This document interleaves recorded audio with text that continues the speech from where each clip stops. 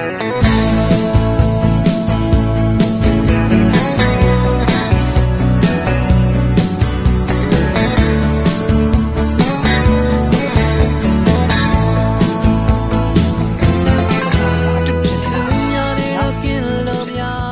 ာ်ဝဲကထည့်ထားတယ်စော်ဝဲကပေးပြီးဗရင်ညင်လှုပ်ထားတယ်ဒါပေမဲ့ပြက်တယ်ဖွင့်လို့မရအောင်ဖျားသခင်ပြုတ်တဲ့ဗရင်ညင်ကဘယ်တော့မှပြက်သွားတယ်ဆိုတာမရှိဘူးဣသရေလလူမျိုးကောင်းလို့ဆိုးလို့မဟုတ်ဘူးခန္ဓာပြည်မှာနေတဲ့အရင်လူဟောင်းတွေကောင်းလို့ဆိုးလို့မဟုတ်ဘူးဖျားကသူ့ရဲ့ဂရိတော်ကိုသူ့ရဲ့ဗရင်ညင်ကိုအာဗြဟံဖြင့်ပြုတ်တဲ့ဗရင်ညင်ကိုတည်စေတာဖြစ်တယ်အဲ့တော့သူတို့ယောရှုဥဆောင်ပြီးတော့မှခါနန်ပြည်ထဲကိုဝင်တယ်ခါနန်ပြည်မှာဘုရားသခင်ပေးတဲ့အမွေမြေကိုတိုက်ခိုက်ခြင်းအပြင်သိမ်းပိုက်တယ်ရတယ်ပြီးတော့ယောရှုတည်သွားတဲ့အခါမှာဒီကျမ်းစာမှာတော့တရားသူကြီးမှတ်စာဆိုပြီးတော့เนาะဘုရားသခင်ဗိသိက်ပေးတဲ့သူတွေတယောက်ပြီးတယောက်ပေါ်လာပြီးတော့เนาะဣသရေလလူမျိုးကိုဥဆောင်တယ်အုတ်ချုပ်တာတော့မဟုတ်ဘူးပေါ့ဥဆောင်တယ်နော်ဥဆောင်ပြီးတော့တယောက်ပြီးတယောက်ပေါ်လာတယ်အဲ့ဒီမှာဒီဘောရလိုမျိုးအမျိုးသမီးတွေလည်းပေါ်လာတယ်ဗာရဲရှန်ဆုံမဆသဖြင့်ပေါ့နော်လူတွေတယောက်ပြီးတယောက်ပေါ်လာပြီးတော့မှဥဆောင်ကြတယ်ဆိုတော့ကျွန်တော်ဒီနေ့ဝေငှကျင်တဲ့အချက်ကလေးနှစ်ချက်ကတရားသူကြီးမှတ်စာတွေကအခန်းကြီး1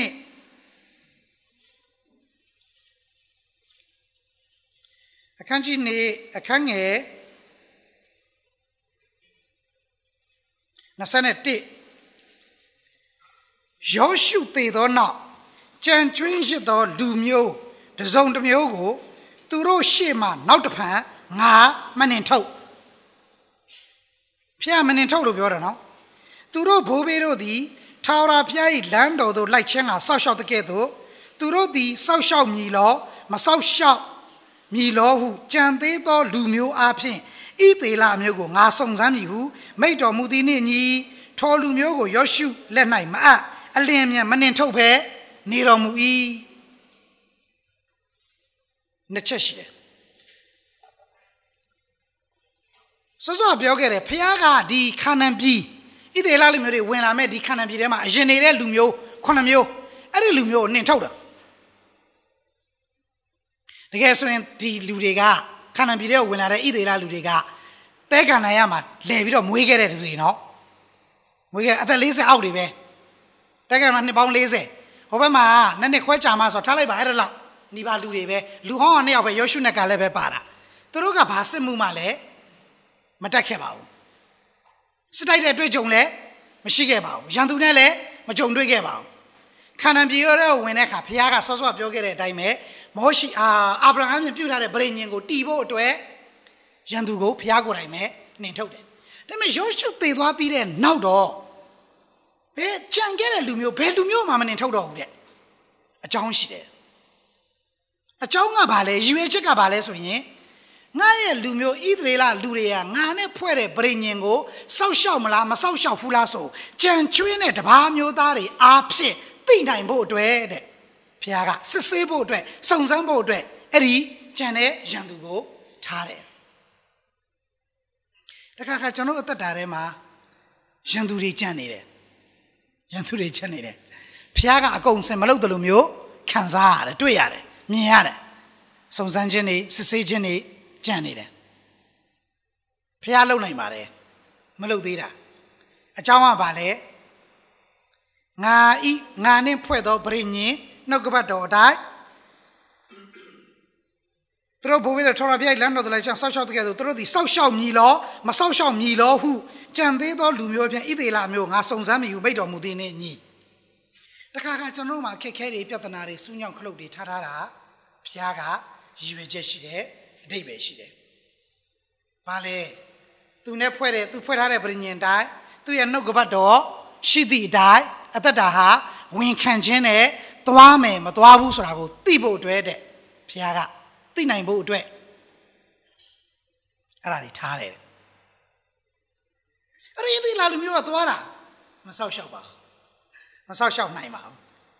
အဲ့ဒါအချက်တစ်ချက်နံပါတ်2ချက်ကအခန်းကြီး3အခန်းငယ်1ကနေပြီးတော့မှ လေးထိ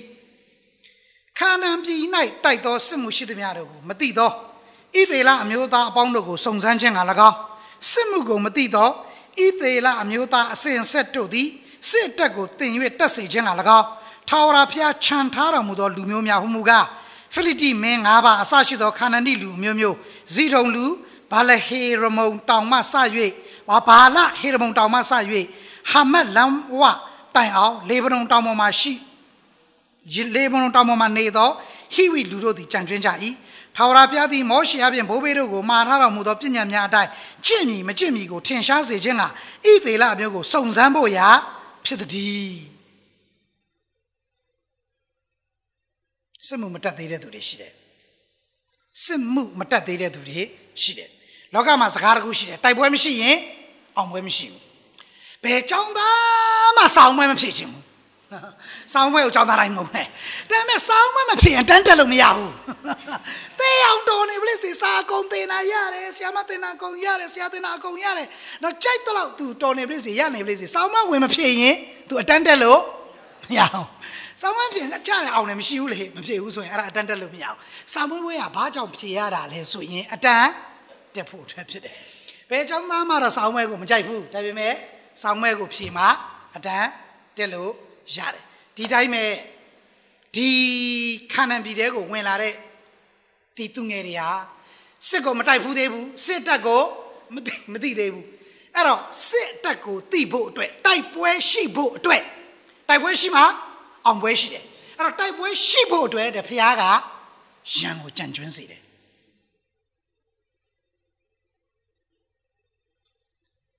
ကျွန်တော်တစ်ခါစဉ်းစားတယ်ကျမ်းစာပြောတာသင်တို့မခံနိုင်သောစုံစမ်းနောက်ဆက်ခြင်းကိုသင်တို့နဲ့ရောက်စေသောကအခွင့်ပေးတော့မမူလို့ပြောတာဟုတ်သင်တို့ဒီခံနိုင်မိကြောင့်စုံစမ်းနောက်ဆက်ခြင်းရတယ်ကွာထွတ်မြောက်လမ်းကိုပြင်ဆင်တယ်လို့ပြောတော့ဘုရားသခင်ရဲ့ထွတ်မြောက်လမ်းပြင်ဆင်ပြီးသားများစုံစမ်းခြင်းလည်းစရရမလားပါနဲ့တော့လားတရင်ကတွေ့ရတဲ့စုံစမ်းခြင်းကတစ်ခါကျစိတ်လှုပ်ရှားစရာကောင်းတော်ကြီးတယ်နော်ကိုယ့်ရဲ့ဆန္ဒတွေတိတ်များနေတဲ့အချိန်ဆိုရင်စိတ်ပြက်စရာတောင်မှကိုစိတ်အားငယ်စရာဝမ်းနည်းစရာပူဆွေးစရာစိတ်ပြက်စရာတောင်ကောင်းသွားတတ်တယ်ကိုယ်ဆန္ဒတွေတိတ်များနေတဲ့အချိန်ဆိုရင်ဒါပေမဲ့မဟုတ်ဘူးရှိဖို့ကိုလိုအပ်တယ်စစ်မှုကိုတင်နိုင်မည်အကြောင်းစစ်အတက်ကိုတိုက်နိုင်မည်အကြောင်းဝိညာဉ်ရေးရမှာတဆင့်တက်လာဖို့အောင်ပွဲရှိဖို့အတန်းတက်ဖို့ဟာတိုက်ပွဲရှိဖို့လိုတယ်တိုက်ပွဲရှိဖို့အတွက်ဆိုရင်တော့ရန်သူရှိဖို့လိုတယ်ဘုရားကထားပေးတယ်တခါမှလေတခါချအနီးကဆုံးရန်သူကိုထားပေးတာအနီးကဆုံးရန်သူကိုထားပေးတာဟောစိတ်ဝိညာဉ်ထဲမှာတကယ်ပဲဘာဖြစ်ရလဲဆိုတော့စင်ကြင်ရတယ်တိဆောက်ရတယ်ကျွန်တော်တို့မျက်မြင်တွေ့နေတဲ့အရာအလုံးကအစစ်မှန်မဟုတ်အရာအလုံးကပုံရိပ်တွေပဲဘုရားကအစစ်မှန်ကိုပြခြင်းလို့ပုံရိပ်တွေထားတာဖြစ်တယ်မျက်မြင်တွေ့တဲ့အရာအလုံးပုံရိပ်တွေပဲတော့တငယ်ချင်းဆိုတာတကယ်တော့လေပုံရိပ်ပဲအစစ်မှန်မဟုတ်ဘူးအဲ့ဒါစစ်မှန်တဲ့တငယ်ချင်းကမိတ်ဆွေကယေရှုပဲအဲ့တော့ဒီတငယ်ချင်းကိုအကုန်ပြောလို့ရတယ်လို့ဘော်တာဆိုရင်လေဘော်ကျွတ်တော်မဟုတ်ဘူးပေါ့နော်ဘော်ကျွတ်ကနည်းနည်းလှမ်းတယ်တကယ်ဘော်တာဆိုရင်တကယ်တငယ်ချင်းအရင်ကောက်ဆိုအကုန်ပြောလို့ရတယ်ဆိုတာဘုရားကဘာကိုပြတယ်လဲဆိုတော့ယေရှုကငါ့ကိုပြောငါမင်းအတွက်အားလုံးပြောလို့ရတယ်မိတ်ဆွေစစ်ဖြစ်တယ်ဟာလေလုယာမိုးရွာတာအပြင်မှာမိုးရွာတော့အစာအုပ်တွေကိုပြေးဝင်တယ်လေအစာအုပ်ကကိုယ့်ရဲ့ခိုလုံရမိုးရှေကကောင်းကောင်းလေးမြင်တယ်နော်ဒါဝိဒ်ကလည်းကောင်းကောင်းလေးမြင်တယ်အစာအုပ်ကလေလုံနဲ့အကာရှိတယ်အမိုးရှိတယ်ခိုလုံရဖြစ်တယ်ဘုရားကဒါအစစ်မှန်မဟုတ်ဒါအရေးပဲဘုရားကအစစ်မှန်ကိုပြတာအေးမင်းထီးတစ်ခုအမိုးတစ်ခုအောက်မှာမနေပဲအပြစ်မှာဆိုရင်လောကရန်နဲ့စုံစမ်းခြင်းမို့ရန်သူမို့ကြွရွာလာတဲ့အခါမှာမင်းအတွက်ဝင်ခိုမဲ့ခိုလုံရနေရာဟာငါပဲဖြစ်တယ်ဟာလေလုယာတကယ်တော့ယေရှုကကျွန်တော်တို့ဝင်နေတဲ့မြေဖြစ်တယ်ကောင်းသောမြေဖြစ်တယ်ဆာလံ90ကိုဖတ်တဲ့ခါကျတော့အိုးထာဝရဘုရားကိုရောကအကျွန်ုပ်ခိုလုံရနေရဖြစ်တော်မူ၏ဆိုဟာကျွန်တော်ပြန်စဉ်းစားခိုလုံနေဆိုတာနေရာတနေရာတွေကိုဝင်တာလေနော်တိုးဝင်တာလေနေရာယူတာလေအဲ့မှာဝင်ပြီးထိုင်ရင်ထိုင်မယ်ရက်မယ်နေရာရှိရဆိုရင်လဲအောင်မယ်မဆသဖြင့်ပေါ့နေတာကိုအဲ့ဒါနေရာပဲအဲ့ဒီနေရာအဆောက်အဦရှိဖို့အတွက်ဘာလို့လဲဆိုရင်မြေလို့တဲ့ရဲတိုက်ထာဝရဘုရားသည်ငါဤ ရဲတိုင်းငါအသက်ခိုးလို့ရဖြစ်တယ်လို့ကျွန်တော်တို့ကျမ်းစာခဏခဏဖတ်တာပဲလေဒါပေမဲ့ကျွန်တော်တရှင်သောဝိညာဉ်တော်ကအလင်းပေးတဲ့ဒီအရာကိုရဲတိုင်းဆိုတာနေရာခိုးလုံးနေဆိုတာနေရာအဲ့ဒီနေရာဟာဘယ်ပေါ်မှာစောက်ထားလဲဆိုရင်မြေပေါ်မှာစောက်ထားတယ်ထို့တော့ဖျားငါရဲ့ရဲတိုင်းဆိုတော့ဟာခရစ်တော်ကငါရဲ့မြေပဲကျွန်တော်တို့တိုးဝင်တဲ့ခိုးလုံးတဲ့နေရာအရက်မြေအဲ့တော့မျက်မြင်ရတဲ့ကျွန်တော်လောလောဆယ်တွေ့ကြုံနေရတဲ့အရာအားလုံးကမျက်မြင်မရတဲ့ဝိညာဉ်အရာဖခင်ရဲ့စစ်မှန်ခြင်းကိုမိမောင်းထိုးပြနေတဲ့ပုံရိပ်တွေပဲဖြစ်တယ်။တော်ပြနာမှာပုံကြည့်ပါစေ။ဤမုံကတင်တို့ဖို့လို့ငါစွန့်တော်ငါရဲ့ကိုဖြစ်တယ်။ဤခွက်ကတင်တို့ဖို့လို့တောင်းလောင်းတဲ့ငါရဲ့အသွေးဖြစ်တယ်။အရာရာကိုဒီအရာအမှတ်ပြုလို့ရတယ်။အရာရာအမှတ်ပြုလို့ရတယ်ငါရဲ့အသားကိုမစားငါရဲ့အသွေးကိုမတောက်တဲ့လူဟာငါနဲ့မဆက်ဆိုင်ဘူးငါရဲ့အသားစားစရာကောင်းတယ်ငါရဲ့အသွေးကလည်းတောက်စရာကောင်းတယ်ငါ့ကိုတောက်စားတော့သူဟာအသက်ရှင်တယ်လို့ယေရှုကပြောခဲ့တော့ဒီမုံနဲ့စပြည့်အိမ်မှာမဟုတ်ပဲအရာရာပုံဆောင်ချက်ဖြစ်လာစားတော့နေတဲ့ပါမုတ်ထမင်းခောက်ဆွဲကွက်တူတို့စားနေတဲ့တို့စရာငပိရဟင်းချိုစားစရာဟင်းအရာအလုံးကပုံဆောင်လို့ရလာအရေးဖြစ်လာတယ်အဲ့တော့တိမပြီးတော့သခင်ပြချိုးပေးတဲ့ကိုခန္ဓာသခင်ပြသွန်းလုံးနဲ့အသွေးတော်လို့အောက်မေ့တရိယာပြီးတော့တိမပြီးတော့စားတော့နေရင်သခင်ပြရဲ့ကိုနဲ့အသွေးတနည်းအားဖြင့်ပြောရင်ပွဲတော်ဖြစ်နေတယ်ဒီလူဟာကိုစားတဲ့အစာအဖြစ်အာဟာရဖြစ်တယ်ဘိုးတွေကထားပါမုံတွေဒိန်ငယ်တွေနွားနို့တွေငယ်ငယ်တွေကစားခဲ့တော့တို့ကဗာလဲအရကြီးထုံတော်မုံမုံနဲ့ခွာပလားတုတ်ခိုင်းတာကျွန်တော်တို့ကတော့ထမင်းချန်ငယ်ကိုငပိရည်နဲ့ပြီးတော့စီပြန်ရင်းနေလားမနေ့တုတ်ခဲ့တော့ဒီလိုပူကောက်ကွာတွေပဲဖြစ်နေတာလူကကိုစားတဲ့အစာအဖြစ်အာဟာရဖြစ်တယ်ကြီးထွားတယ်ယေရှုကိုစားရင်ယေရှုအဖြစ်အာဟာရဖြစ်တယ်ယေရှုအဖြစ်ကြီးထွားခြင်းဖြစ်လာတယ်ဟာလေလုယာချိန်လုံးလေအခုကျွန်တော်တို့ချမ်းဘာမှတော့ဘောလုံးပွဲကဒါသဘောကျကြတယ်ကြိုက်ကြတယ်ဗျအခုယူရိုပွဲပြနေတာနော်ကျွန်တော်ချိန်လုံးဘောလုံးပွဲကိုစားရင်ဘောလုံးပွဲနဲ့အာဟာရဖြစ်တယ်တရုတ်ပြည်မှာတော့ပြီးခဲ့တဲ့ဘက်ကကျွန်တော်ဂျန်နယ်ထဲမှာပါတယ်တရုတ်ပြည်မှာတော့လူတယောက်က17ညတိတိကြည့်ပြီးသိသွား17ညလုံးဝမိတ်ဘူး10နာရီပွဲကြည့်တယ်1နာရီ15ပွဲကြည့်တယ်လုံးဝမိတ်ပဲကြည့်ပုံမှန်မနက်ထလင်းလာရင်ယုံသွားတယ်တင်ချင်းနေနေတယ်နောက်တရက်ကြာတာနဲ့သူကအဲ့17ပွဲလဲကြည့်ပြီးတော့ထမင်းစားရေချိုးတော့အဲ့ရပါမှအိတ်လိုက်တာလုံးဝပြန်မလို့တော့အဲ့တော့ဆရာဝန်ကြီးကစစ်ဆေးတဲ့ခါကျအာဟာရပြတ်သွားသူထဲထဲမှာလုံးဝကုန်သွားတာကျွေသွားတာပေါ့နော်ပိန်ချပြီးတော့အသီးရလေအသက်တော့မကြည့်သေးဘူးသူကလူလက်ပဲနော်17ညလုံးဘလုံးဝဲကြည့်ပြီးတော့မှသိသွားဆိုတော့လူကကိုစိတ်ဝင်စားကိုစားတဲ့အရာအပြင်အာဟာရဖြစ်တာအကြောင်းမလို့ယေရှုပြောတယ်မလားဗိမာန်တော်ဝင်လာပြီးတော့မှအဲ့ဒီဗိမာန်တော်ဂျုံငယ်တွေဘာတွေအားလုံးနင်တော့ဟိုနွားဘာလဲသိုးတွေဘာတွေအားလုံးလည်းပြီးရောအိုးဖျားသခင်ကောင်းငင်ဖာကိုတော်ဤအိမ်တော်ကိုဆွဲလန်းခြင်းအမှုသည်အကျွန်ုပ်စိတ်ကိုစားပါ၏သူကဘာပဲဆွဲလန်းလဲအဖရဲ့အိမ်တော်ကိုပဲဆွဲလန်းတယ်အဲ့တော့သူ့အတွင်းမှာဘာပဲရှိတယ်အိမ်တော်ပဲရှိတယ်သူ့စိတ်ထဲမှာဘာလဲရှိအိမ်တော်ပဲရှိတယ်ပြောချင်တာကလူဟာကိုစားတဲ့အရာအဖြစ်အာဟာရဖြစ်တယ်ဖျားကခြံထားပေးတယ်စုံစမ်းစစ်ဆေးဖို့ရအတွက်ဟိုဟာလေးနည်းနည်းဒါလေးနည်းနည်းရန်သူလေးတွေခြံထားပေးတယ်ဣသေလလူမျိုးလည်းခြံထားပေးတယ်ဘာအတွက်လဲသူ့ရဲ့ဗြိဉ္ဉ်ကိုစောင့်မစောင့်မိဘူးစုံစမ်းစစ်ဆေးဖို့မစောင့်ခဲ့ပါဘူးတရားသူကြီးမဆာမဣသေလလူမျိုးတွေကကိုစိတ်ကြိုက်တိုင်းပဲအမေဘိုက်ကလေးမှာကလေးကဗိတ်သိက်ရတဲ့ရှန့်စုံတောင်မှာ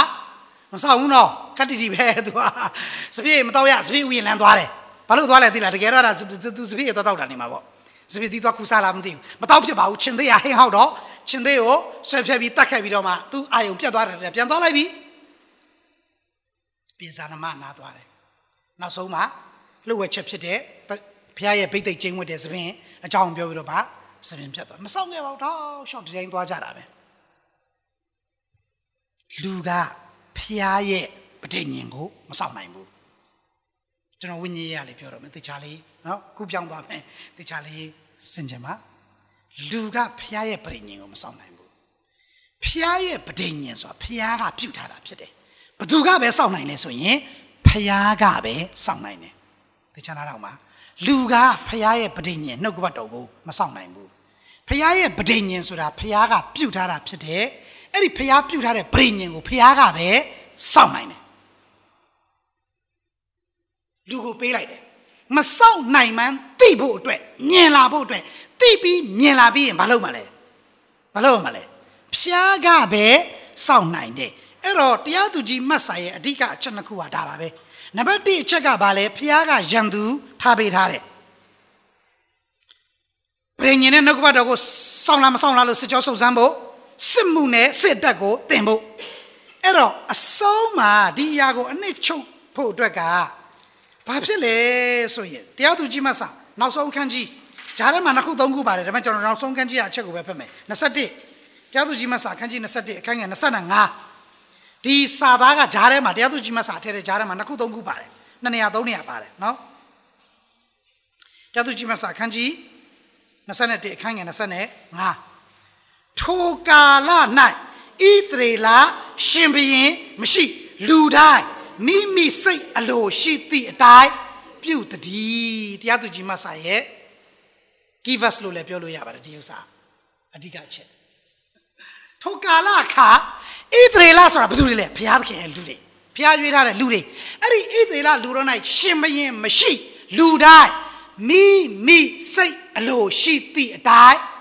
ပြုတည်းဘုရားကလူကိုဖွဲ့တဲ့ပရိညင်ဟာဘုရားနှုတ်ကပတ်တော်ဘုရားပရိညင်ဖြစ်တဲ့အတွက်လူကမစောင့်နိုင်ဘူးဘုရားရဲ့ပရိညင်ဖြစ်တဲ့အတွက်ဘုရားကပဲစောင့်နိုင်တယ်အဲ့ဒီစောင့်နိုင်တဲ့ဘုရားကဘာဖြစ်ဖို့လိုလဲဆိုရင်တော့အသက်တာထဲမှာဘုရင်ဖြစ်ဖို့လိုတယ်ဟာလေလုယာအတွင်းထဲမှာဘုရင်ဖြစ်ဖို့လိုတယ်ပြဿနာကဣသရေလလူမျိုးမှာရှင်ဘုရင်မရှိဘူးလူတိုင်းမိမိစိတ်အလိုရှိသည့်အတိုင်းပြုတယ်အဲ့ဒီမှာမှားယွင်းခြင်းဖြစ်တော်တာပဲအဲ့ဒီမှာပရိညင်ကနေလွဲချော်ခြင်းဖြစ်တော်တာပဲအဲ့တော့ဒီအတွင်းထဲမှာဖျားပရိညင်ပွေထားတယ်အဲ့ဒီပရိညင်ကိုဖျားဆောက်ရှောက်နိုင်တယ်ဆောက်ရှောက်မဲ့ပရိညင်ကိုဂရိတော်ကိုမပြတ်စေမဲ့ဖျားကကျွန်တော်တို့ရဲ့တယောက်ချင်းစီရဲ့အတွင်းထဲမှာဘုရင်အဖြစ်အရှင်သခင်ဖြစ်စိုးစံလာတဲ့အခါဒီဘုရင်ကဒီအရှင်သခင်ကသူ့ရဲ့ပရိညင်တရားကိုသူ့ကိုယ်တိုင်ဆောက်ရှောက်တော့တာပဲအထဲထဲကနေဟာလေလုယာ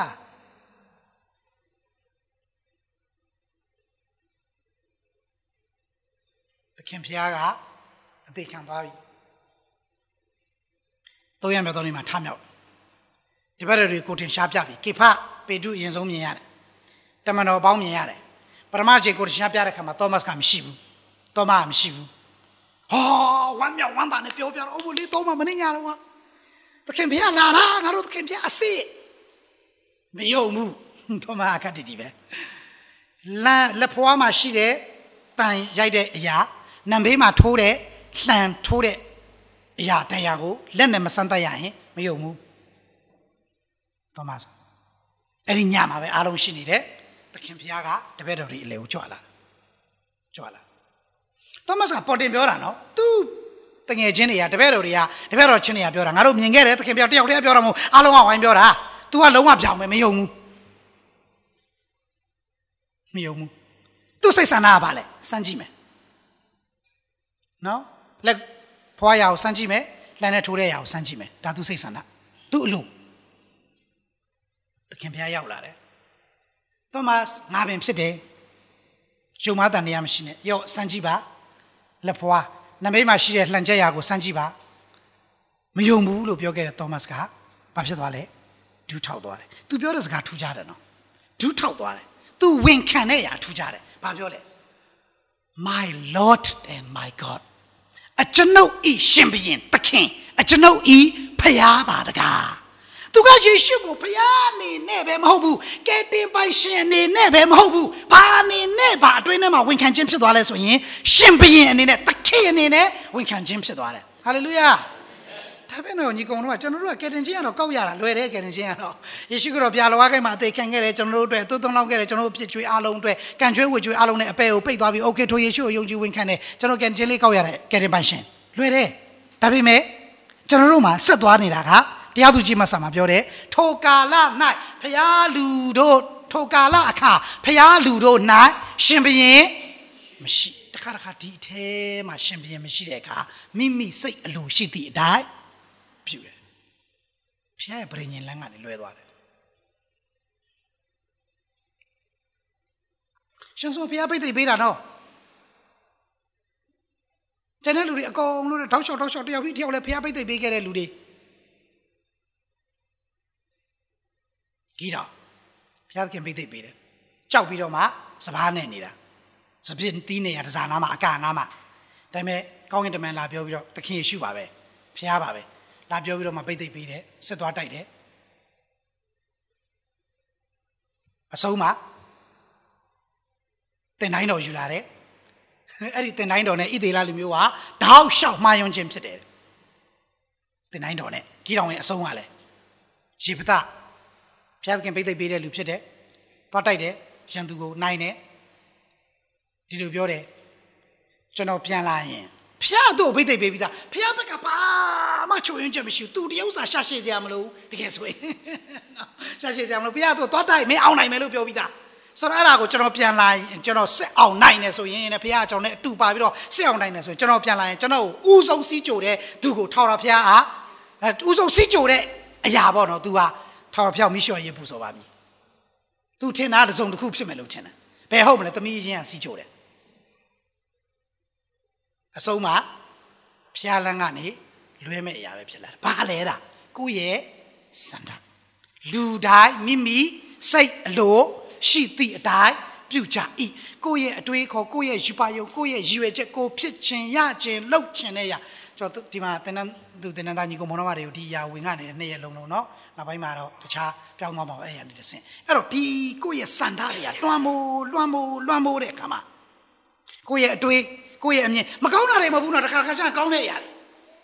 တခါဘုရားတရားနဲ့တောင်မှဆိုင်နေလို့ထင်ရတဲ့အရာတွေဒါပေမဲ့အဲ့ဒါတွေကကိုဖြစ်ခြင်းရခြင်းလှုပ်ခြင်းနဲ့ကိုယ်စန္ဒတွေပဲဖြစ်နေတယ်ရှင်ဘုရင်ကကိုပဲဖြစ်နေတယ်ကိုယ့်ရဲ့အရှင်သခင်ကကိုပဲဖြစ်နေတယ်အဲ့ဒီမှာပရိညင်တရားလမ်းကနေလွဲချော်စရာအကြောင်းဖြစ်လာတယ်အဲ့တော့သောမတ်က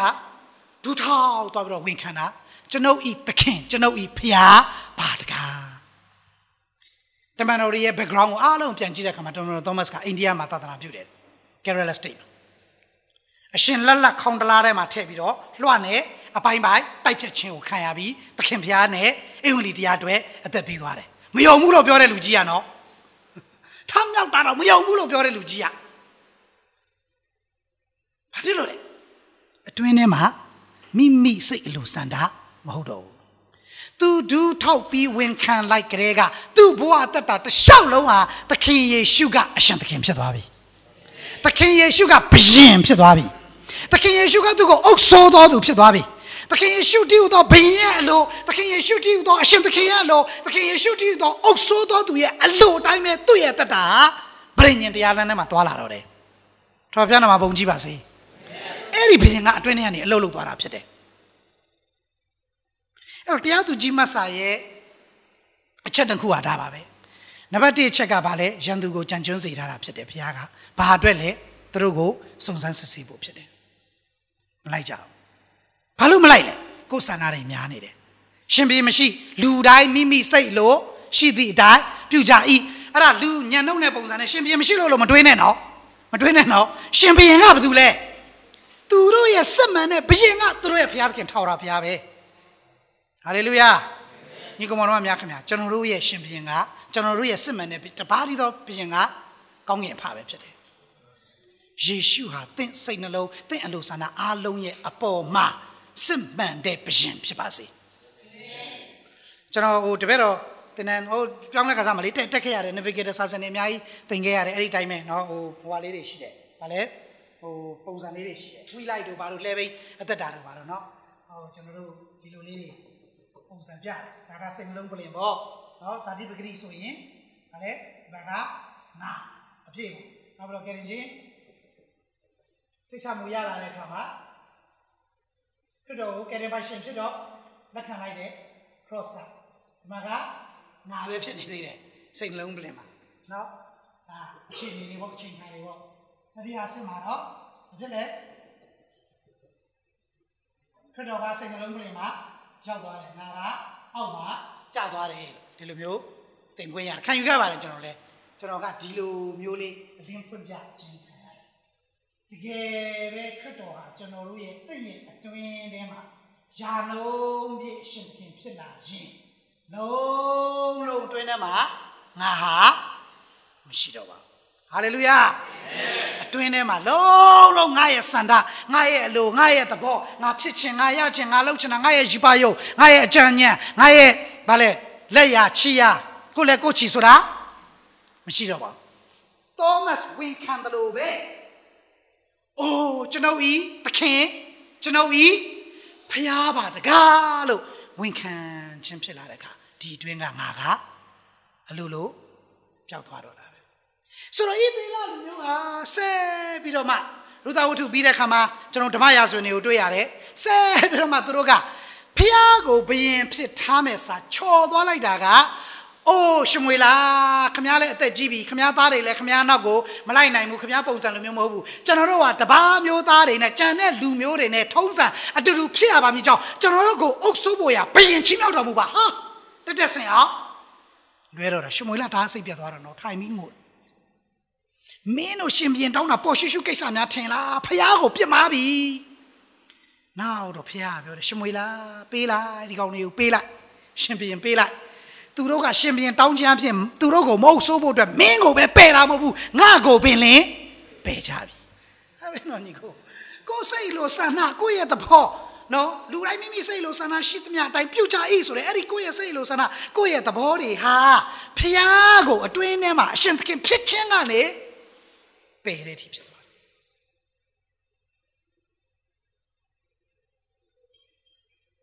ရှင်မွေလာပေးလိုက်ပါတယ်ရှောလူဝမ်းနေစရာကောင်းတယ်ရှောလူကသွားပြီးပုံနေတဲ့အခါမှာရှင်မွေလာပြောတဲ့စကားဤကာလ၌ဣသရေလအမျိုးတွင်သင်ပလွဲ၍အဘယ်သူကိုအလိုရှိသနည်းအဲ့လိုပြန်ခေါ်လာတာကျွန်တော်အတိအကျမဖတ်တော့ဘူးကျန်စာနော်ဓမ္မရာဇဝင်မှာဖတ်ကြည့်ပါအဲ့ဒီအဓိပ္ပာယ်အတိုင်းပဲဤကာလအခါဣသေလအမျိုးသည်တင့်ကိုသာလင်အလိုရှိတယ်ဆိုပြီးမှဒီဗကြမင်အမျိုးရှောလူကိုခေါ်လာပြီးတော့ရှင်ပြန်ဖြစ်ဗိတ်သိက်ပေးတယ်။အော်တကယ်တမ်းကျွန်တော်တို့ရဲ့အတွင်းထဲမှာထိုခရစ်တော်ကရာခိုင်နှုန်းပြည့်ရှင်ပြန်ဖြစ်တယ်ဆိုရင်နေရာပေးတယ်ဆိုရင်အိုးဤကာလအခါကိုတော်ဖျားသခင်ဖျားကိုတော်ကလွဲလို့အကျွန်ုပ်ဒီအဘယ်သူကိုအလိုရှိပါသနည်းလို့ကျွန်တော်တို့ဝန်ခံခြင်းဖြစ်သွားမှာပဲအာမင်အာမင်ဘလို့အချိန်ခါမျိုးမှမဆိုကျွန်တော်တို့မှာယံသူလေးတွေဘုရားသခင်ခြံထားတယ်ဟိုနားမှာနဲ့ဒီနားမှာနဲ့စိုးစားနောက်ချက်ချင်းတွေလောဂရန်လေးတွေဟိုယာဒီယာလေးတွေအောင်မြင်ကြော်လွှားမယ့်အရာလေးတွေရင်ဆိုင်နေရတဲ့အရာလေးတွေအခက်ခဲအတားဆီးလေးတွေဘယ်အရာတွေကိုတွေ့လာသခင်ဘုရားအိုးသခင်ယေရှုဘုရားခရစ်တော်ဘုရားဤကာလအခါအကျွန်ုပ်၌ကိုတော်မှလွဲ၍အဘယ်သူကိုအလိုရှိပါသနည်းလို့သခင်ဘုရားကိုအမြဲတမ်းကျွန်တော်တို့တွင်ထဲမှာအရှင်သခင်ဖြစ်ဘုရင်ဖြစ်နေရာပေးလေအသက်တာကိုအသက်ရှင်သွားလာတဲ့အခါမှာအဲ့ဒီသူပေးတဲ့ပရိညင်ကိုရှင်ဘုရင်ဖြစ်တော့အဲ့ဒီဘုရားကပဲကျွန်တော်တို့အတွင်းထဲကနေလှုပ်ဆောင်သွားမှာဖြစ်တယ်ဟာလေလုယာဘာကြောင့်လဲဘုရားရဲ့ပရိညင်ကဘုရားဖွဲ့တာဖြစ်တယ်ဘုရားကပဲဆောက်ရှောက်နိုင်တယ်ဘုရားကအတွင်းထဲကဆောက်ရှောက်သွားပြီးအဲ့ဒီပရိညင်ဤဂရိတော်သည်ကျွန်တော်တို့ခံစားရဖို့အတွက်ဖြစ်လာတယ်ခံစားရဖို့အတွက်ဖြစ်လာတယ်ထိုကာလ၌ဣသေလအမျိုး၌ရှင်ဘုရင်မရှိလူတိုင်းမိမိစိတ်လိုရှိသည့်တိုင်းပြုကြ၏ဤကာလ၌ဘုရားလူဖြစ်သောငါတို့၌ရှင်ဘုရင်ဒီဟုသောခရစ်တော်ရှိလူတိုင်းရှင်ဘုရင်ကိုအုပ်ဆိုးဆိုးဆန်လျက်ရှင်ဘုရင်ပြုသောအမှုကိုဝန်ခံလျက်အသက်ရှင်ရကြ၏ဟာလေလုယာစိတ်မပြတ်ပါနဲ့ညီကောင်မောင်တို့ဝမ်းမနေပါနဲ့ဘုရားသခင်ထားပေးတဲ့တစ်ခါတွေ့ရတဲ့ကြံနေတဲ့ရံကလေးတွေကြောင့်စိတ်မပြတ်ပါနဲ့စိတ်တမကြပါနဲ့အဲ့ဒီအရာတွေကြောင့်ဆူတောင်းဖို့အတွက်သင်ရဲ့ဆူတောင်းခြင်းကိုမနှောင့်နှေးပါစေနဲ့အဲ့ဒီအရာတွေအတွက်နှုတ်ကပတ်တော်တိုင်းခြင်းနဲ့သွားလာဖို့အတွက်သင်ရဲ့ခြေလှမ်းတွေမလွဲပါစေနဲ့ဘုရားကအဲ့ဒီရံလေးတွေထားပေးထားတာအကျင့်စီတော်ရှိတယ်အကျင့်စီတော်ရှိတယ်ဘုရားရဲ့ဗြိဉ္ဉ်တိုင်းကျွန်တော်တို့အသက်တာဟာဝန်ခံဖို့အတွက်စစ်မှုကိုတင်ပြီးစစ်တိုက်လျက်ဝိညာဉ်ရေးရတိုက်ပွဲကိုတိုက်လျက်ဝိညာဉ်ရေးရအောင်ပွဲကိုရယူဖို့အတွက်ဖြစ်တယ်တိုက်ပွဲတစ်ခုကဘသူကပဲအဓိကဥဆောင်ပြီးတိုက်လဲဆိုရင်ရှင်ဘုရင်ကအဓိကဥဆောင်ပြီးတိုက်တယ်ခရစ်တော်ဟာသင်ရဲ့ဝိညာဉ်ရေးရတိုက်ပွဲအတွက်စစ်မှန်သောတပါးရီသောရှင်ဘုရင်ဖြစ်ပါတယ်ဘုရားနှုတ်ကတော်မှာရောက်တော့ကောင်းချီးရှိပါစေ တာပါလို့ရစုချက်ကပန်းတင်ထပ်ပြပြစင်ထားတယ်နှလုံးသားလည်းနဲ့လန်းလို့ဘဝအတွက်ဆိုယူခွေဘုံတိုင်းများတွင်လက်ကြောက်စီရမ